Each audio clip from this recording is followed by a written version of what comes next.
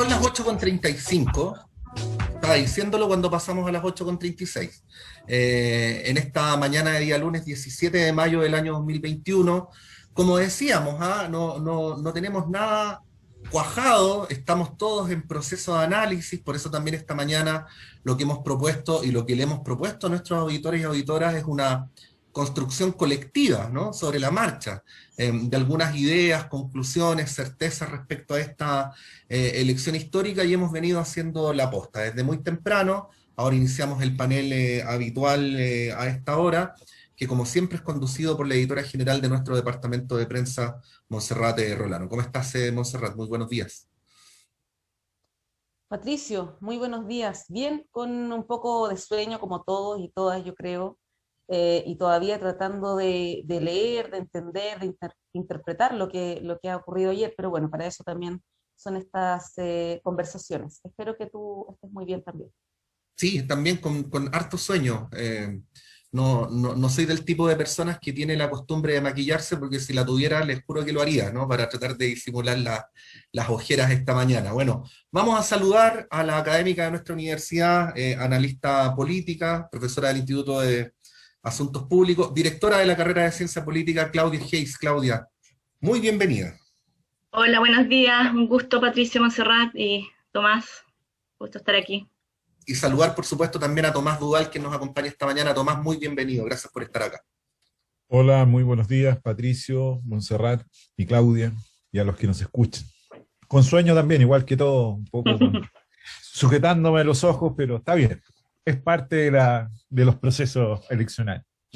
Y es parte de la adrenalina, ¿no? De las mañanas siguientes, de las noches históricas. Así es que, bueno, vamos inmediatamente con los temas, Montserrat.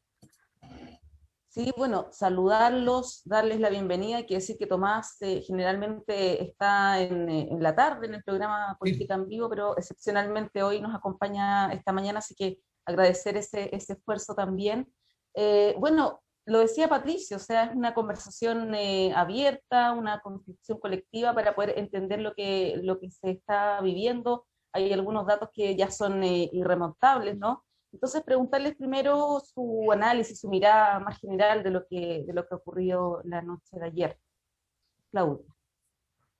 Bueno, yo pienso que lo que ocurrió principalmente fue una traducción de lo que fue el estallido de octubre a la esfera electoral. O sea, hemos visto que el mismo rechazo a la clase política, a la centroizquierda y a la centroderecha, que de alguna forma se expresó en las movilizaciones de octubre en adelante, y que en realidad se venían anunciando con movimientos sociales antes, hoy día se ven reflejadas en la Convención Constitucional. Esto es un tremendo shock para quienes han estado en el gobierno, digamos, estas últimas décadas, pero de alguna manera creo que tiene como elemento positivo que realmente emerge una convención mucho más representativa de la ciudadanía, de los movimientos sociales, de los independientes, de los indígenas, de las mujeres. Y eso yo creo que va a ser bueno para la legitimidad del proceso constituyente, para que la constitución que emerja de este proceso refleje realmente de manera más fiel las preferencias de las personas, algo que ha estado bastante bloqueado por nuestro sistema político, y en ese sentido creo que es una buena noticia desde el punto de vista de buscar un mecanismo institucional que canalice las demandas sociales, que canalice el estallido. Si hubiéramos tenido una convención demasiado alejada de esas demandas, quizá la vía institucional no habría sido suficiente para contener, digamos, toda esta fuerza social, y hubiéramos continuado quizá con las movilizaciones. Entonces creo que incluso desde el punto de vista de la cohesión social, de la paz social, es una noticia positiva. Por supuesto es un choque enorme. Yo creo que aquí los grandes triunfadores electorales son los independientes, que es casi un tercio de la convención, los independientes. Y los independientes tienen una carga política, no son independientes totalmente desconocidos, no son fuerzas así, no son extraterrestres. Emerge con mucha fuerza la lista del pueblo, que es una lista de izquierda, pero que rechaza los partidos y que emerge básicamente de organizaciones sociales y de otros sectores de izquierda. Y emerge también la lista que se llamó originalmente Independientes No Neutrales, que es un sector más asociado a la exconcertación, de profesionales, de personas conocidas, de centro izquierda, pero que también tiene un discurso de rechazo a los partidos. Entonces tenemos dos sectores de la centro izquierda y de la izquierda que fuertemente critican a los partidos políticos. Los grandes derrotados son, yo creo, en primer lugar la derecha, que no obtiene el tercio que necesitaba y digamos que defendió tanto en todas las etapas de negociación para poder garantizar que no se aprobaran sin su consentimiento normas en la convención. Y yo diría que también es una gran derrotada la exconcertación o la ex nueva mayoría, y en particular los sectores más de centro y derecha, o sea, no sé si llamarlo derecha, pero los sectores más centristas de esa coalición, porque la verdad es que dentro de la lista del apruebo son los socialistas los que tienen la mayor cantidad de escaños. La democracia cristiana solamente recibe 2, es un golpe tremendo a la democracia cristiana, y eso diría yo respecto de la elección de la convención, para no alargarme mucho. Sí, Tomás. Mira, yo diría que de la elección, yo diría que hay un gran bloque ganador, que es el Frente Amplio y el Partido Comunista. Y posteriormente, lo que sí tuvo un bloque de izquierda, más allá de los partidos, yo en eso estoy con Claudia, ¿no? Pero sí tuvo un bloque de izquierda que hasta el momento había estado ausente. Y lo segundo, en el aspecto político, bueno, no obvio, la centroizquierda sufre una derrota histórica, naturalmente, todos los partidos de la centroizquierda, y la derecha, por autoimponerse meta y jugar a posiciones casi de bloqueo de los avances sociales, creo que también se infligió una derrota, tomando en cuenta que tenía un gobierno evaluado en el 9%, es decir, un gobierno que estaba muy mal evaluado, y ese efecto fue directo. Pero yo creo que el mensaje más claro de la población es que el proceso iniciado en octubre del 19, ya a uno le parece muy largo, ¿no? Yo creo que al final se va a expresar en esta nueva convención constituyente, es decir, lo que se votó, el proceso de salida fue hacer una nueva constitución, se hizo un plebiscito, el plebiscito mayoritariamente fue por el apruebo y no por una convención que estuvieran los partidos y los miembros del Congreso, sino que electa. Yo creo que ese proceso culminó este fin de semana con ese anhelo muy marcado. Yo creo que está claro que la nueva constitución tiene que producir cambios, y no cambios de maquillaje, sino que hay cambios profundos en este nuevo pacto social. De otra manera, creo que esta convención puede quedar en deuda, pero está recién comenzando el proceso. Sí, ayer conversábamos con... y por último... Sí, Tomás, por favor, adelante. Lo último, yo no sé dónde quedaron ya ahora las...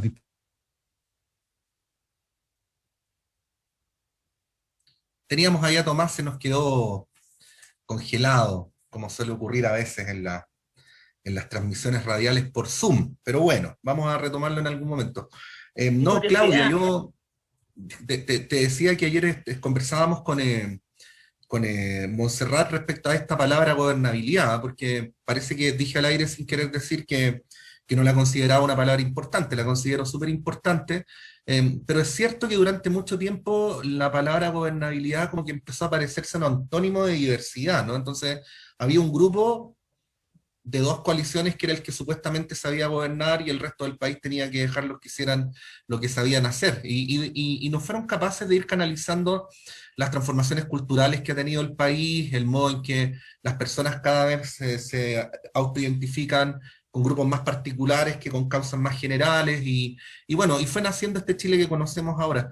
Ahí quería preguntarte por ese proceso y el modo en que se fue produciendo ese cortocircuito, y lo pregunto muy en directa relación con lo que alguna vez fue la concertación. Yo creo que hay una frase de ese libro de Jocelyn Holt que se llama, creo que, bueno, que decía del avanzar sin transar al transar sin parar. Yo creo que a nivel como más general ocurrió en Chile un fenómeno de pérdida de representatividad en nombre de la gobernabilidad. Hay una literatura tradicional, digamos, sobre todo en los temas electorales, que plantea que, por ejemplo, que los sistemas binominales, los sistemas de elección mayoritaria son sistemas que garantizan mayor gobernabilidad porque se crean 2 grandes bloques, ¿verdad? Pero es evidente que si hay 2 grandes bloques, hay muchas voces que quedan fuera de esos 2 grandes bloques, o que tienen que simplemente optar por quien se acerca un poco más a sus preferencias en desmedro de una representación más exacta de sus preferencias, como ocurre en el sistema estadounidense con los republicanos y los demócratas. Y yo creo que ese modelo, claro, es más fácil ponerse de acuerdo entre 2, excluyendo a otros grupos. Y yo creo que esa intención de generar gobernabilidad sirvió muchas veces como excusa para olvidarse de los principios. Hay otra forma de plantear esta dicotomía de representatividad versus gobernabilidad, que es lo que Max Weber llamaba la ética de la responsabilidad y la ética de la convicción, ¿verdad? Y bueno, en su argumento, y la concertación cuando llegó al poder tuvo mucho el discurso de la responsabilidad, en parte seguramente por el trauma de la unidad popular y del quiebre democrático y de las pérdidas de vida de muchos de sus compañeros. Entonces se puso mucho énfasis en la ética de la responsabilidad, en la necesidad de construir grandes acuerdos, y se perdió un poco de vista la convicción para qué se construían esos grandes acuerdos, y se citaba mucho a Weber, pero Weber en su argumento, que está en el político y el científico, la verdad lo que él dice es que la política requiere de los dos, requiere convicción y también requiere responsabilidad. Y también yo diría que en nombre de la responsabilidad muchas veces se ocultó simplemente la conveniencia. Yo creo que también hay un elemento de decir, no, pero es que esto es lo responsable, cuando en realidad eso es o lo más fácil o lo que conviene. Pero lo cierto es que en ese proceso se perdió mucho la vinculación con las demandas ciudadanas, se produjo esta gran desconexión entre representante y representado, entre política y sociedad, y ese quiebre, digamos, fue lo que empezó a minar esta política llamada de los consensos, que en realidad a mi juicio no fueron tales, y que empezó a hacer agua, ya fíjate, en los 90 con el debate interno de la concertación entre autocomplacientes y autoflagelantes, y después se tradujo finalmente en el gobierno de Bachelet, que fue el primer gobierno que marcó, yo creo, este fin de ciclo, este fin de los políticos tradicionales, que prometió hacer un gobierno ciudadano, etcétera, prescindir de los partidos políticos, y a partir de Bachelet 1, yo diría que viene terminando, digamos, este fuerte ciclo de lo que se ha llamado el duopolio, ¿verdad? Esta especie de arreglo entre élites con muy poca vinculación ciudadana. Y yo creo que lo que ha ocurrido anoche pone fin definitivamente a esa forma de entender la política y pone fin al duopolio. Los más castigados son justamente el llamado duopolio. Y se esfuerza, digamos, la incorporación de manera masiva de actores nuevos en la política. Sí, ahí Tomás, respecto de lo que preguntaba Patricio, bueno, Tomás y Claudia, de la gobernabilidad y la diversidad, ¿cómo ven que va a ser el trabajo de la convención? Porque si uno se va a los distintos sectores políticos, por ejemplo, Chile Vamos, en los 37 o 38 años que obtuvo, es bien diverso los electos, ¿no? Estamos hablando de políticos de derecha tradicionales, otros que no lo son. Si vamos a las otras listas, ¿para qué decir? La lista del pueblo también, o sea, ahí cuesta como identificar, si uno quiere política ideológicamente, a los distintos representantes que ahora van a estar en la convención. ¿Cómo creen que va a ser, cómo se imaginan, cómo proyectan que va a ser el trabajo de la convención en este escenario, con gran presencia de independientes? Algunos responden a determinadas miradas ideológicas y otras no lo sabemos, lo vamos a ir viendo también durante el transcurso de los días cuando logremos identificarlo, pero ¿cómo creen que va a ser el trabajo de la convención a propósito de lo que preguntaba Patricio también? Mira, yo estimo que la alta representación de los independientes, que como todos sabemos, tienen algunas inclinaciones políticas. Yo creo que el mayor desafío va a estar en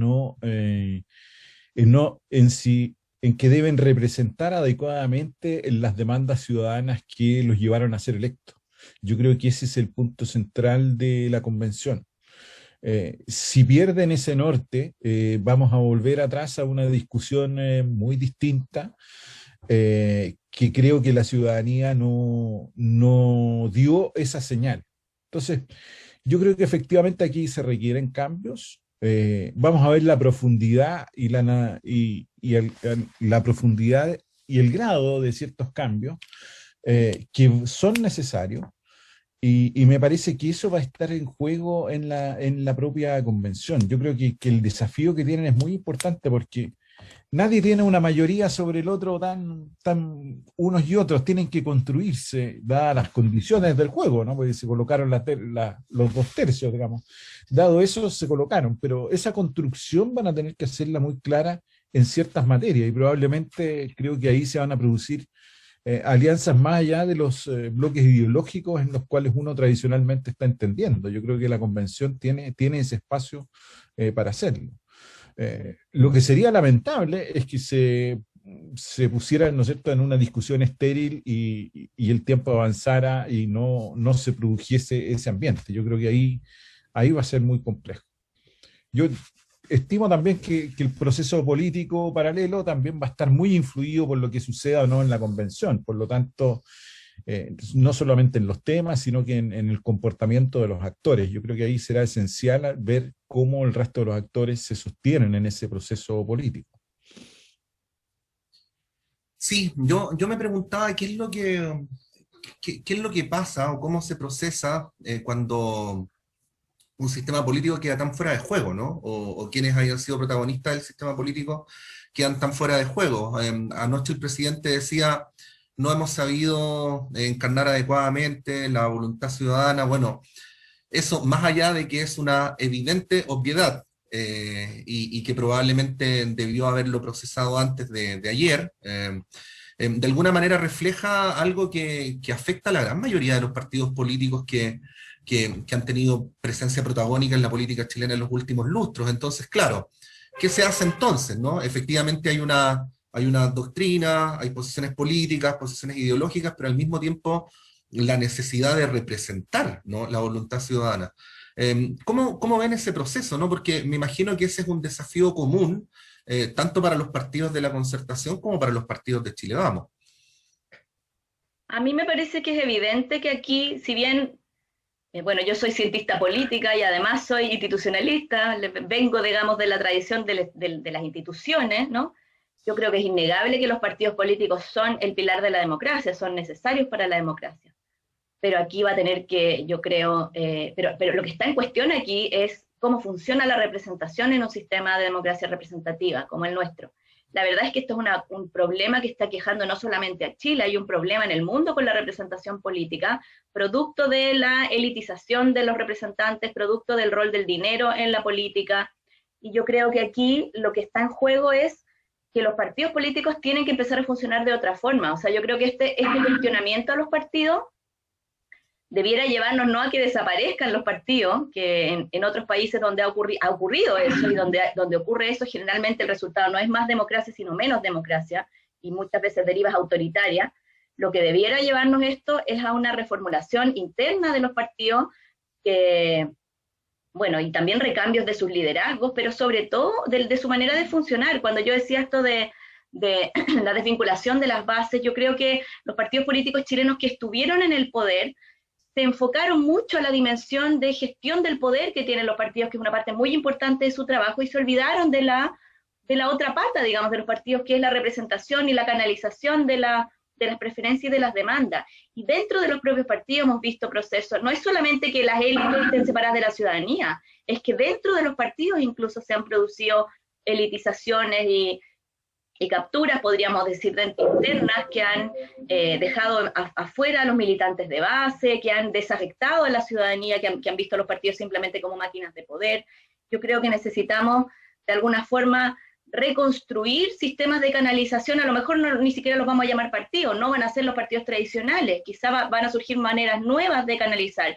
Y de hecho, el que surja la lista del pueblo o la de independientes no neutrales, también da una cierta esperanza de que puede haber una acción colectiva programática con un objetivo específico, al margen de los partidos que conocemos, y en nombre de esa vinculación con las bases. La canalización de las demandas y de las preferencias requiere las dos cosas, requiere ese pie, digamos, en la tierra, y la capacidad de negociar, la capacidad de gestionar el poder, etcétera. Y claramente los partidos chilenos se olvidaron un poco de esa primera parte.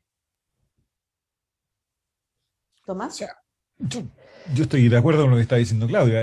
Los partidos políticos chilenos se dedicaron a una democracia electoral, llamémoslo así de cierta manera, ¿no?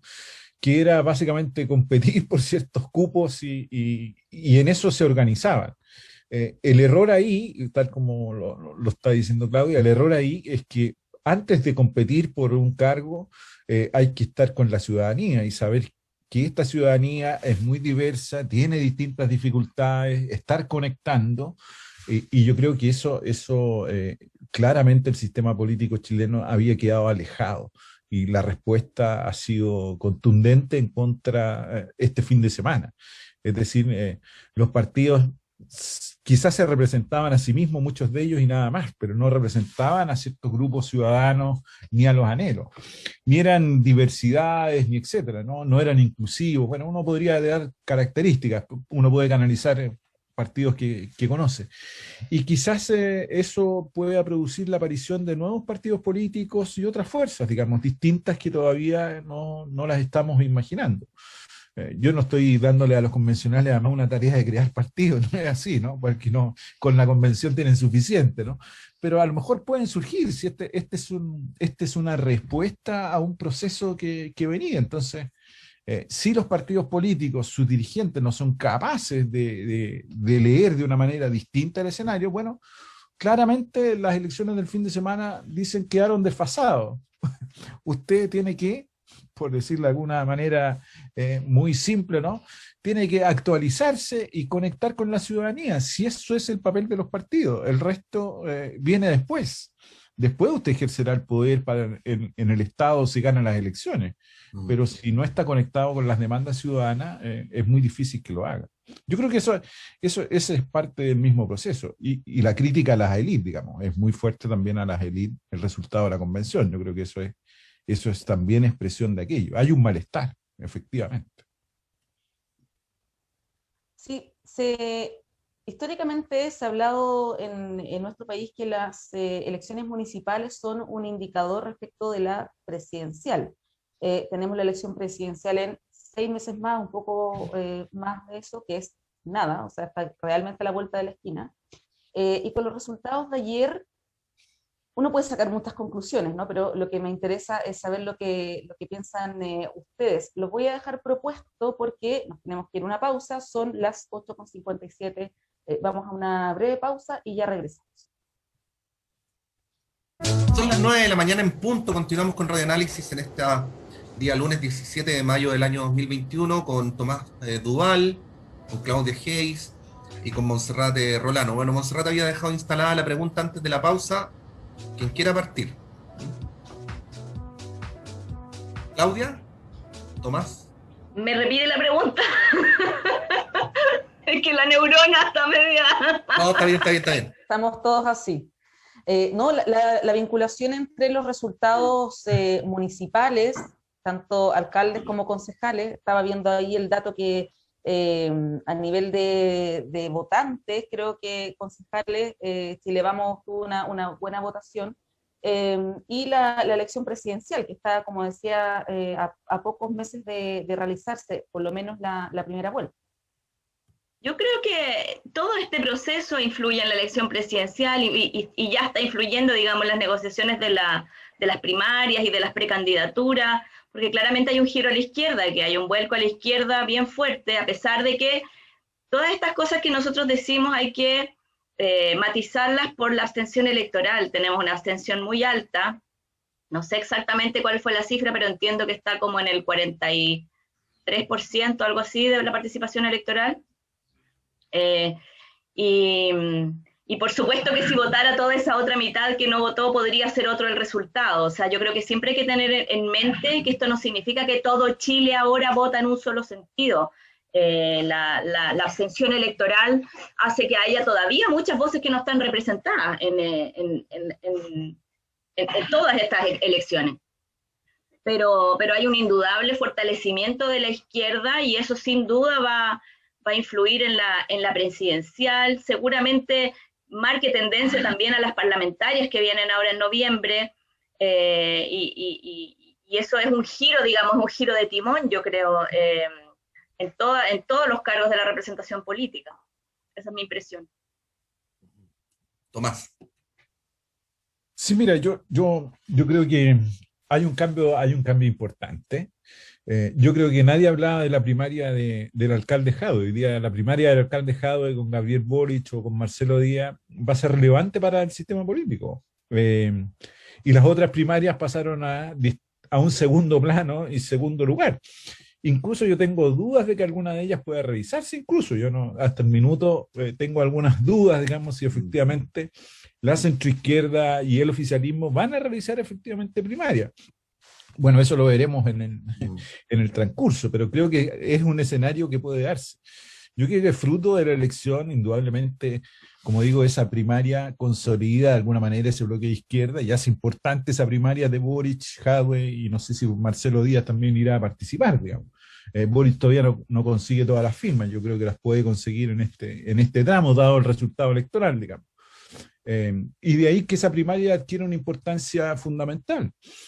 Quizás la gran derrotada pues, sea la diputada Giles, ¿no es cierto?, que de alguna manera no tuvo una presencia en este ámbito presidencial, dada la derrota de Maltés en la gobernación metropolitana. Pero más allá de la derrota metropolitana, es la expresión más territorial que ha ganado el Frente Amplio y el PC, digamos. Miren la región de Valparaíso solamente, en la región de Valparaíso no solo retiene la alcaldía de Valparaíso, sino que gana la de Viña del Mar y gana la gobernación, es decir, es un resultado muy importante. Y el Partido Comunista, ¿para qué vamos a decir? Voy a decir la más emblemática, ¿no? Ganar Santiago es sí un triunfo político muy importante. Por eso digo que ahora la primaria que adquiere relevancia es esa, y yo creo que la centroizquierda y el oficialismo va a tener que evaluar muy bien qué es lo que va a hacer. No me extrañaría que en la centroizquierda a lo mejor vuelva la sintonía sobre la senadora Proboste como posible alternativa, quizás sin primaria, no lo sé. Esta es una discusión que tienen que tomar muy pronto. Y en el oficialismo, de cierta manera, va a haber una discusión, y no solamente una discusión, va a haber mucho roce, porque se va a evaluar, básicamente ya se están evaluando cuáles son las causas de esta derrota, y yo creo que en eso hay que tener tranquilidad, porque si no las decisiones pueden ser muy mal tomadas. Tomás, ¿y para ti cuáles son las causas de la derrota del oficialismo? Yo diría que se deben a una baja aprobación del gobierno, fundamentalmente. Eso ha sido así. El tema de las ayudas sociales y el entramparse en el Tribunal Constitucional por parte del gobierno ha sido muy nefasto para el sector, no solamente para el país, pero voy a decir el efecto político para el sector. Y lo segundo es que quedó anclado en una posición muy elitista respecto al rechazo del proceso constitucional. Yo creo que no fue capaz de salir de ese proceso.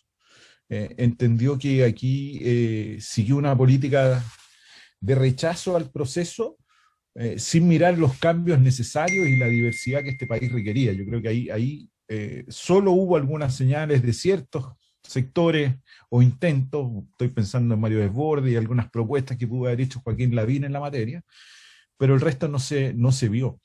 Yo creo que el problema de Chile Vamos es que nunca le hizo caso a los alcaldes. Los alcaldes tenían un mejor diagnóstico político que sus propias dirigencias políticas. Yo creo que ese fue el error, uno de los tantos. Esto está en el análisis.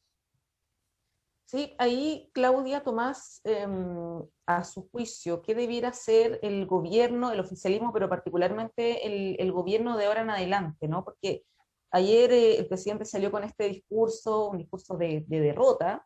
En el oficialismo nadie habló después de las 6:30, 7 de la tarde.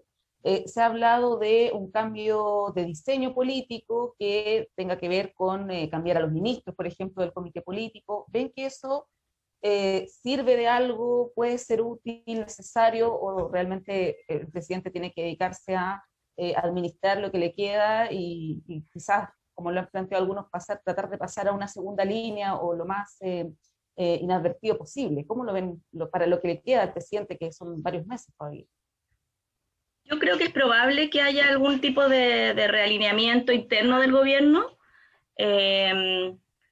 pero efectivamente yo creo que lo más importante que debe hacer ahora el presidente es dar garantías de imparcialidad, mostrar respeto, digamos, por las decisiones de las últimas elecciones en lo que viene, y poner a disposición del buen desarrollo de la Convención Constitucional todas las herramientas del gobierno. Yo creo que eso sería lo más lo correcto, digamos, y además también creo que sería lo más beneficioso para su propio sector, mostrar disposición a escuchar y a participar, digamos, de este proceso de construcción en el fondo, del gran acuerdo hacia el futuro que significa el proceso constituyente. El proceso constituyente es una construcción, podríamos decir, de mínimos comunes, y Y en eso yo creo que es muy importante que la derecha esté comprometida y esté comprometida de una manera honesta, de una manera que evite de alguna forma lo que ha ocurrido en otros países donde procesos como este han terminado fracturando, polarizando. Yo creo que no quiero decir con eso que haya que anular las diferencias. Yo creo que las diferencias son muy importantes y justamente el proceso que estamos viviendo hoy es un proceso que emerge de haber negado las diferencias, de haber negado los conflictos, de haber negado las discrepancias y de haber dicho, no, si estamos todos de acuerdo, todos queremos lo mismo. Eso no es verdad. Pero yo creo que uno puede decir, no todos queremos lo mismo y aún así todos estamos disponibles para el juego democrático, para respetar las reglas, para tratar realmente de expresar de la mejor manera la opinión de la ciudadanía. Y yo creo que esa sería, digamos, la salida más honrosa a esta tremenda crisis que está viviendo hoy día el gobierno y la derecha en general. Sí, ahora, ¿ustedes ven que el gobierno, que el presidente pueda efectivamente jugar un rol en los meses que vienen? Lo pregunto porque es de tradición en la política chilena que el cuarto año del presidente siempre es un año donde pierde trascendencia, ¿no? Pero si a esto además le agregamos una convención constitucional, que es un escenario inédito para un cuarto año de gobierno, pero además el nivel de descrédito del presidente, uno huele, intuye, que una de las maneras más obvias de sobrevivencia de Chile Vamos va a ser desmarcarse del presidente. Y bueno, Tomás lo dijo de una manera mucho más elegante, pero yo ayer leí en redes sociales que Piñera era el dirigente que había hecho más por la izquierda en los últimos 30 años. Ahí, Tomás, ¿cómo ves? ¿El presidente tiene efectivamente margen para recomponerse, para jugar un rol? ¿Cómo es cómo es el rol de la moneda en los meses que vienen? Yo creo que tiene muy poco margen el gobierno en el cual jugar. Yo estoy de acuerdo que debe dar las condiciones para que todos los procesos constitucionales y electorales se desarrollen de adecuada manera. Y yo creo que tiene dos grandes temas y sobre eso no va a tener mucho más, ¿no? El tema de la pandemia, terminar su exitoso proceso de vacunación, que creo yo que eso puede ser importante. Y el segundo es no descuidar, diría yo de una manera más elegante, ¿no es cierto?, no descuidar las ayudas sociales que son propias para la población. Creo que no tiene más canales que esos, y en eso se puede concentrar y es suficiente de aquí a noviembre, donde es la primera vuelta presidencial, y antes va a estar la convención. Por lo tanto, el gobierno ya está en una fase final de agotamiento, y no veo que vaya a tener un rol protagónico, ni mucho menos en medio de esto, digamos. Sí puede ser protagónico en el debate sobre la crisis de la derecha y de Chile Vamos, digamos, pero eso es muy distinto a la acción que el gobierno hace por el país, digamos. Sí, yo escuchaba más temprano en otra radio al ministro Jaime Belolio, y él planteaba que lo que queda para estos meses de gobierno, el gobierno va a tener una posición dialogante, de escuchar, de sentarse a conversar con los distintos actores, y uno se pregunta, porque eso lo hemos escuchado otras veces, pero lo que ocurre en la práctica a propósito también del debate sobre los mínimos comunes y estas propuestas, estas leyes que tiene que presentar el gobierno, esperemos esta semana, de ayudas sociales, que no ha ocurrido eso. O sea, finalmente hay un falso diálogo, porque se escucha en este caso a la oposición a través de la senadora Proboste, pero finalmente igual se termina imponiendo el criterio de la moneda, que es totalmente legítimo, ¿no? Ahí, como ven, en ese punto del diálogo, de la conversación política con la oposición, con, por ejemplo, la presidenta del Senado, en este tema y en otros, ¿no? La pandemia, por ejemplo, el manejo de la pandemia, los temas económicos, ¿creen que puede haber algún cambio de ahora en adelante o las cosas se podrían mantener tal cual están ahora? Yo pienso que ya ha habido algunos cambios en el sentido de que finalmente justo antes de las elecciones cambió un poco la posición del gobierno en términos de las ayudas económicas. El año pasado fue muy dramático, digamos, cómo se solicitaba ayuda económica y el gobierno, digamos, fue muy poco el gasto público en ayuda económica a las familias en el contexto de pandemia durante el 2020, fue realmente dramático. Yo creo que hoy día en parte se están pagando las consecuencias de eso. No es solamente lo que ocurrió al final con el 10%, etcétera, sino que fue un año de cuarentenas no financiadas, digamos, y con una inversión del Producto Interno Bruto bastante baja comparada con lo que han hecho otros países vecinos, otros países que incluso no tienen tanta solidez económica como Chile. Pero, y en ese sentido yo creo que es probable que digamos que sí, efectivamente haya una agenda de ayuda mucho más robusta, pero lamentablemente en la derecha siguen algunas voces escuchándose, digamos, hay un sector que piensa que el problema es el contrario, que el problema ha sido no ser suficientemente fuerte, no haber respondido con más fuerza a la represión del movimiento social, no haber respondido con más fuerza a la protección de los equilibrios macroeconómicos, etcétera.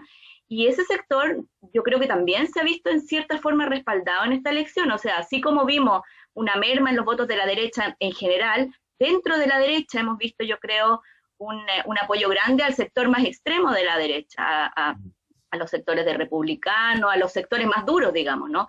Que de alguna forma es como una forma defensiva de reaccionar a esta izquierdización del electorado. Entonces yo creo que sí va a haber un recrudecimiento dentro de las filas de la derecha de las posiciones menos dialogantes y más extremas, como dice Montserrat, y eso por cierto que es preocupante, y lo vimos un poco después del estallido. Después del estallido el gobierno abandonó un poco ese discurso más centrista y buscó cerrar filas con su base, digamos. Y podría ocurrir una cosa de ese tipo y sería, yo creo, dañino para el diálogo y para la búsqueda de acuerdos.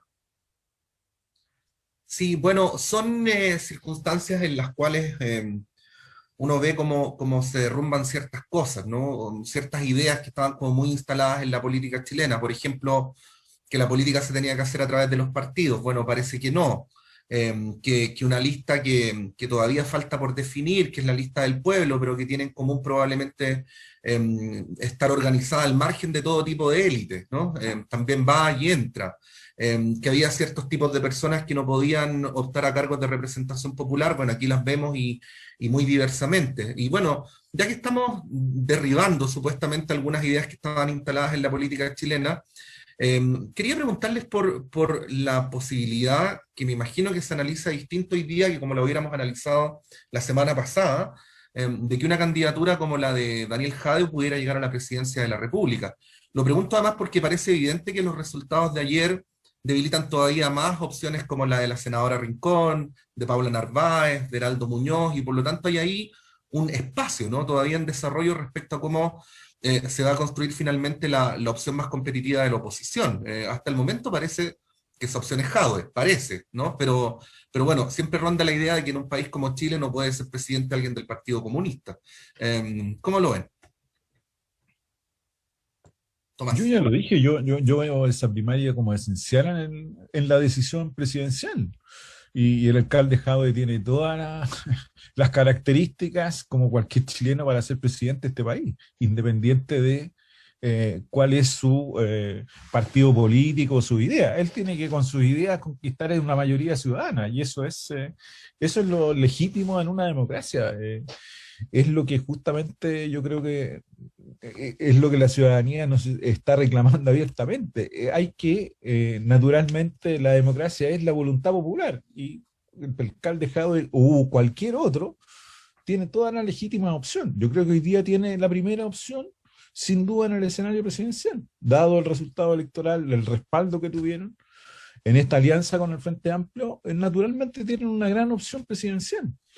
Y me parece que van a ser competitivos y no estoy diciendo que puedan triunfar, capaz que puedan triunfar, yo no lo sé todavía, ¿no? Es muy temprano para decir aquello, pero sí es una opción presidencial hoy día vigente, con muchas posibilidades de éxito, y yo creo que quien mire hoy día a alguien por ser de tal o cual partido, intentar vetar o decir cualquier cosa es lo más antidemocrático que uno puede encontrar en el mundo. Yo creo que a esas personas sí que hay que aislar, porque esos sí que son los peligrosos.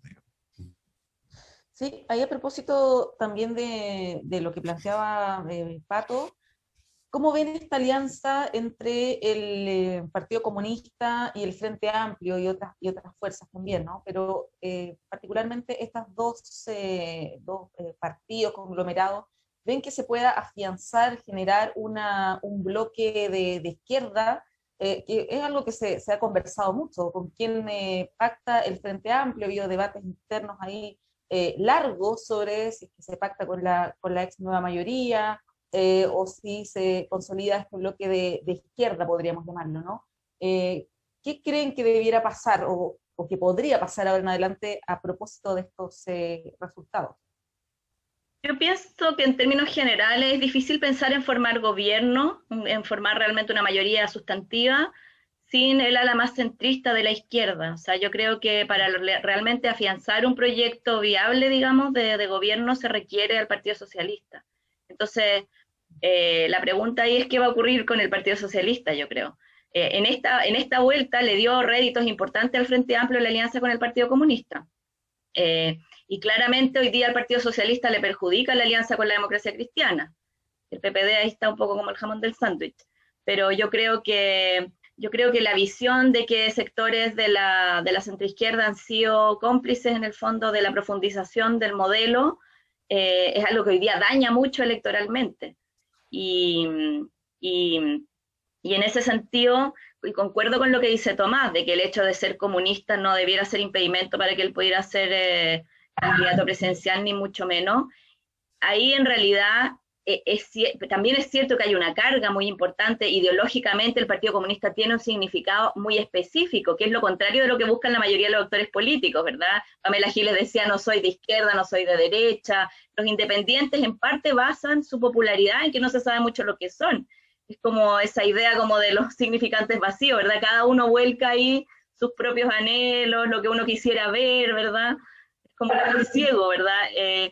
Y no, pues el Partido Comunista le cuesta mucho más ser ese significante vacío porque tiene una carga histórica importante, porque tiene un contexto internacional, etcétera, y en ese sentido la fortaleza de Jadwe yo creo que es más bien representar algo más que el Partido Comunista. Es decir, hay gente que no está con el Partido Comunista, pero que sí le gusta Jadwe por la gestión que ha tenido en el municipio, por otras características personales de él, que lo hacen ser más, digamos, que el PC.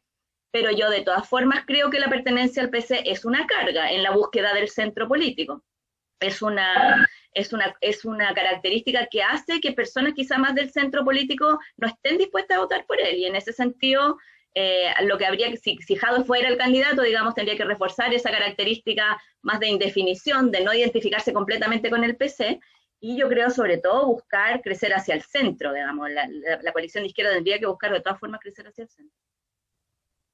Sí, tú decías, Claudia, se necesita el PS. Bueno, la semana pasada entrevistamos al senador Montes sobre el acuerdo de mínimos comunes, pero aproveché de preguntarle sobre esto, y él no lo dijo, pero lo dijo, ¿no? Que finalmente el PS también estaba en la postura que había tenido el PPD de no hacer primarias con el Frente Amplio ni con el Partido Comunista. Incluso, no quiero quedar de mentiroso, pero creo recordar que dijo que lo iban a anunciar inmediatamente después de las elecciones. Yo no me imagino al PS haciendo hoy día un anuncio como ese, no sé cómo lo ven ustedes. O sea, esto también de alguna manera modifica este itinerario que venía siendo fraguado desde el PPD y el PS para decir, vamos a hacer una elección entre nosotros. ¿Cómo ves ahí, Tomás, ese movimiento? Yo veo que los partidos del mundo de unidad constituyente, y especialmente el Partido Socialista, en esta elección se dieron cuenta que tienen un bloque a la izquierda instalado y con apoyo. Y ese es un cambio en el escenario político importante. Durante algún tiempo creyeron haber dominado desde el centro hasta la izquierda, desde un bloque, y hoy día se encuentran en que esto no es real. Por eso, Claudia, colocabas al Partido Socialista. Es la barrera que existía y que se decía, ¿no es cierto? Desde ahí pasábamos al Partido Comunista y por lo tanto contenía todo ese bloque de izquierda. Hoy día el escenario cambió radicalmente, varió, digamos, importante. Y hoy día tenemos una izquierda representada por el Frente Amplio y el Partido Comunista y otra centroizquierda. Lo interesante va a ser ahí que la presión cae más bien sobre el Partido Socialista que con las otras fuerzas políticas, porque es el partido que tampoco le fue tan mal, no voy a decir que le fue bien, pero no le fue tan mal, pero es el punto de quiebre siempre con esas otras fuerzas de izquierda. Yo creo que se instaló un bloque ahí y es una decisión que van a tener que tomar de manera estratégica es unidad constituyente. Y esa es la dificultad, digamos. Esa es la dificultad que va a encontrar en este escenario.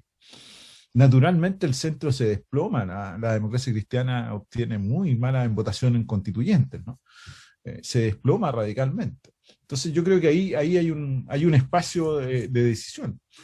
Quizá uno pensaría, estamos volviendo a tener un bloque de izquierda, como es un bloque de izquierda, y eso es natural y democrático. Ahora, eso introduce a que los otros actores tienen que entonces buscar sus posiciones respecto a cómo van a ser esas relaciones, ¿sí? Y eso está abierto. Siempre han sido muchas veces tensas y otras veces no, pasan por periodos distintos las relaciones entre el PS y la izquierda, digamos, pero hay ese escenario de tensiones y conflictos y otros no. Pero en este escenario, claramente quien crece y se consolida es ese bloque de izquierda. Yo creo que eso va a ser muy relevante en esa influencia.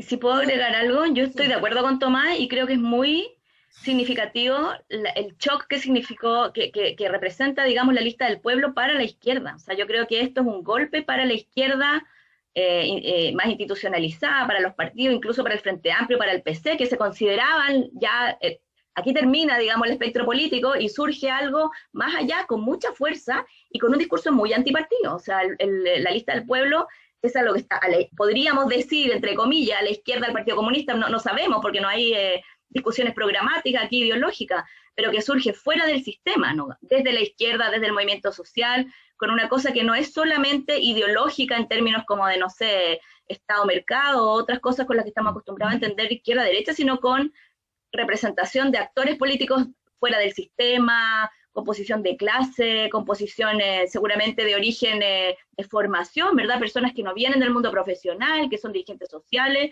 Yo creo que ahí hay como otro clivaje, otra fuente de la representación política que puede hacerle mucho daño a esa izquierda más tradicional o más institucionalizada y que yo creo que hoy día tiene bien preocupada, digamos, a la izquierda.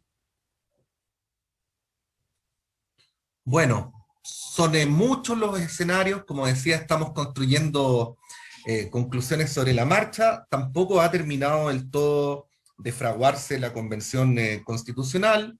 Menciono, por ejemplo, que ayer produjo asombro enterarnos que la democracia cristiana solo obtuvo 2 de 150 constituyentes. Bueno, ahora es solo uno, porque luego de llegar al conteo total en el distrito 6, Jorge Correa Sutil, que había sido originalmente electo, perdió su cupo en favor del independiente en cupo del Partido Socialista Claudio Gómez. Bueno, yo creo que ninguno hubiera imaginado que de 155 la democracia cristiana, que fue gobierno 3 veces en la historia de Chile, llegara solamente a tener un cupo. Bueno, es parte de lo increíble que está ocurriendo en un día como este. Queremos agradecer a Tomás Dugal. Tomás, muchas gracias, que estés muy bien, que tengas buena semana.